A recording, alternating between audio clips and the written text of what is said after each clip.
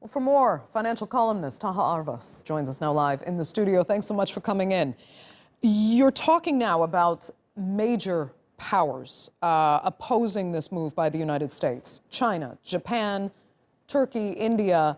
Is there anything that can be done at this point to stop these U.S. sanctions? Realistically, no. The short answer is no, only because the U.S. has shown in the past that countries that do fight back against these sanctions are punished. And the rule of the game is, if you want to play in my playground, these are the rules, I set the rules, what are you going to do about it? That's really the stance that previous administrations have taken, and Trump has very much enforced the same situation. So, so the short answer is no, there's really not much that can be done here for these countries. I mean, the U.S. does still own the playground, then, is what you're saying, and Turkey is particularly desperate to change that, but realistically, it's not tangible at this point. The other countries we talked about, China, India, et cetera, these have, I mean, Turkey is one of these countries that has some negotiating power, but frankly, not as much as China does.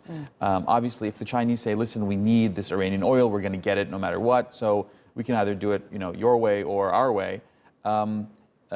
I mean, China and the United States are already in a little bit of a war because of the Huawei situation, et cetera. So who knows, But as far as Turkey, Turkey imports energy. Iranian Persian oil is actually very important for Turkey. It actually only imports 12% of its oil from Iran.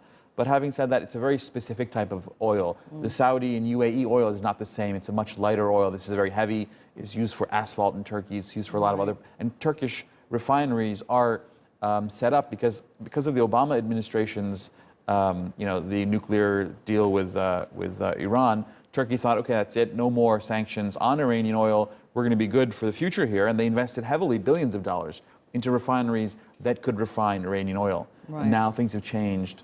So that's going to be an uphill battle here. And the U.S. consolation that Saudi and UAE will somehow make up for the deficit created by banning Iranian oil, it's not a consolation. It doesn't serve the same purpose. That's right. But, I mean, how will this affect us, for example, as consumers here in Turkey? I mean, a $10 increase in oil is about a $4 billion hit to the Turkish economy. Crude oil has gone up from around $50 to $75 in a matter of 3-4 months, almost 50%.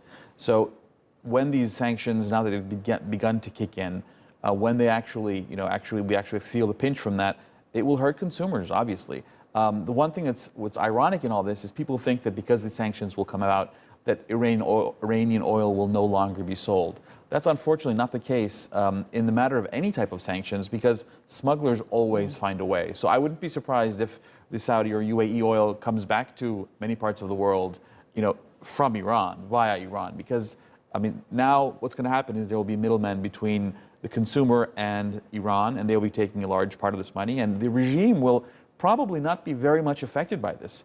They'll make less money, but it won't be, the output will be more if possible, and they'll make up for it that way. So. Okay. Taha, unfortunately, we're going to have to leave it there. Thanks so much for coming in, as always.